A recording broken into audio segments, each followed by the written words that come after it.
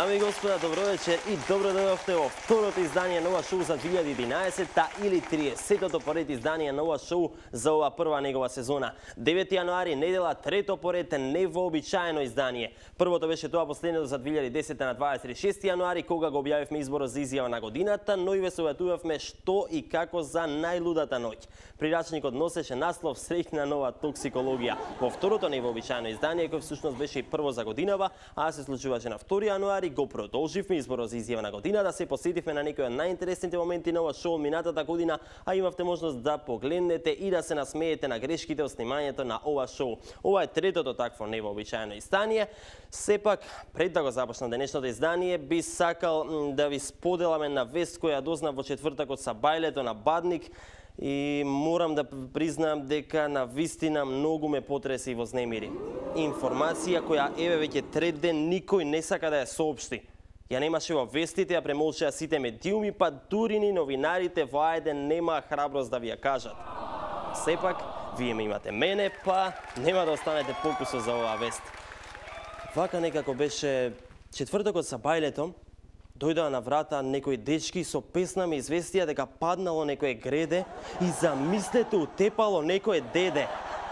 Сега дедето се мачело, а бабата го квачела. Како што ме известија дечките, тука имало и некое теле кое викало "Леле, неко лете мене". Страшно, навистина страшно и потресно. Се надевам дека ќе добиеме повеќе информации понатака во текот на шоуто, а во секој случај ги повикувам и надлежните од МВР да реагираат. Министерка Јанкуловска, ова е моментот кога можете да се покажете и докажете. И да, ај среќен Божик на сите православни христијани. Откако ви ја кажав ова ексклузивна вест, можеме да започнеме со последното од серијалот Невообичаени празнични изданија на Рапорт со Јофе. Сосема очекувано денес го завршуваме изборот за изјава на годината и го прогласуваме победникот кој, како што најавив уште лани, ќе добие 1 килограм портокали. Најпрво би сакал да ви се заблагодарам на сите вас кои дојдовте на Facebook, стиснавте лайк и го дадовте вашиот глас во изборот за изјава на годината за 10 дена, колку што траеше гласањето. Петте предлози добија вкупно 7269 гласови или лајкови или како и да милувате и му дадоа на вистина голема тежина на овој избор. Освен што гласавте, пишувавте и доста интересни коментари, па така денес ќе прочитам и некои од нив. Започнаме со првите коментари кои беа оставени на објавата која го најавуваше гласањето. Еве ги имаме тука.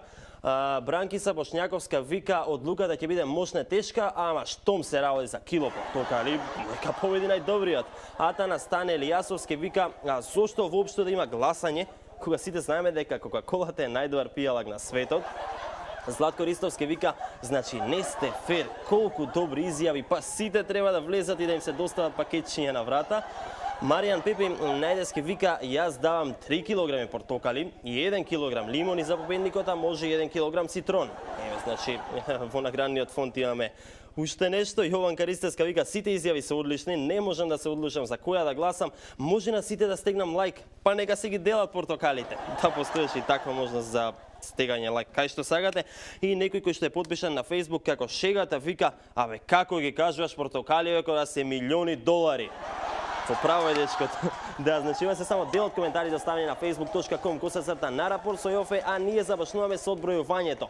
Последен ја даде изјавата, последен беше и во предлозите, последен останува и на листава.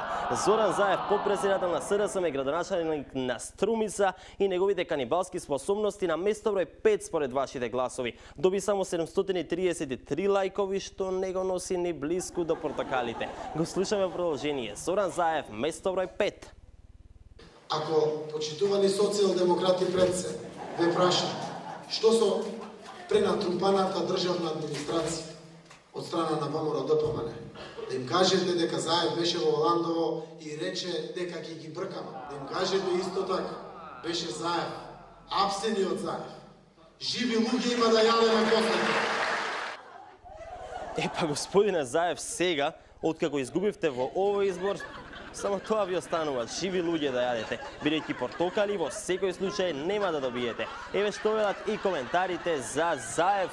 Имаме тука Тими Тупаров вика, овој не е смешен, стлашен е. Филип Димовски и после СДСМ ќе го водел народов.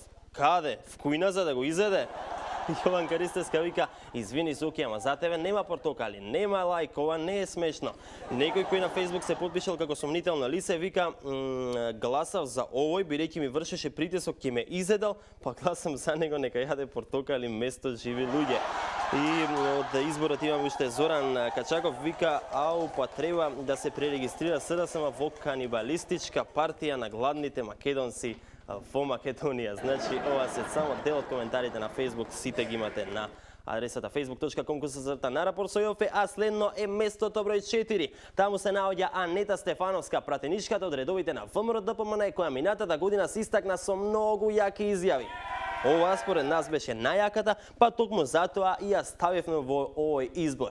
Не успеа да победи, но сепак многумина, посебно деновите додека одеше рекламата, ја имитира со тоа мајко, сопруго, бабо, свекрво. Ајде да видиме што беше проблемот со неа. Мајко, сопруго, бабо, свекрво, што е проблемот со тебе? Што е таа агресивност да тепаш мажи во собранието како координатор на пратеничката група? Епа, тоа е место број 4 со 1017 гласови, а ние повторно одиме на Facebook да прочитаме дел од коментарите за господјата Стефановска. Хајде да видиме што вика Занеа Туџаров Кире, вика женски амдипајрам. Миле Запанов вика, морам да гласам за мојата најомилена пратеничка Анета. Стојан Ангелов вика, за оваа 3 кила банани. Киго Кулевски вика, теткава залутала во собрание. Зоран Петков Петров вика, просто ја обожаваме Стефановска срце. Нермине Алјити прашува, а тетка Истрина? И Сонја Стефановиќ Балчева вика, леле сиротите мажи, кој ќе ги брани? Ето така, значи, дел од коментари за Стефановска. Следно, место број 3 во нашиот избор.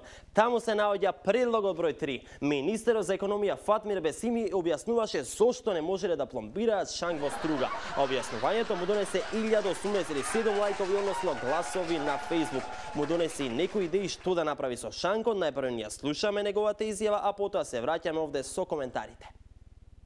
Инаку, на прашањето дали се пломбира или не, доколку нема врата, не е затворен објект, нема начин како тоа да се направи.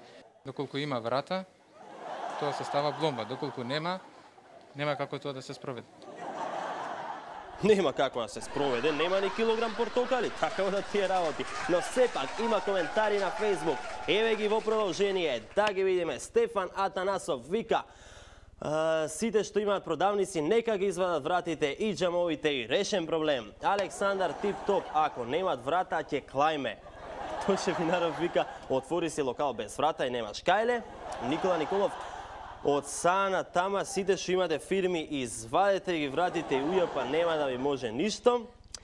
Виктори Емпајар вика, никако не, жителите на Струга и Охрид се сите родени во Кајче, нема врати прозорци, нема што да се затвори. Бојан Димовски вика, сега ќе купам една нива, ќе ставам едно биро и ќе отворам фирма, па ај да видам нека ме затвора, немам врата. И Анета Василева вика, јас мислам дека на овој треба да му се даде утешна награда, кило зелка, и тоа не цела, 900 грама. Добро, и полека се движиме кон крајот на изборов, следува вице-шампионската позиција, местото број 2. Таму се наоѓа нашиот премиер Никола Груевски со неговата оценка за позитивноста на коментарите од Европската Унија.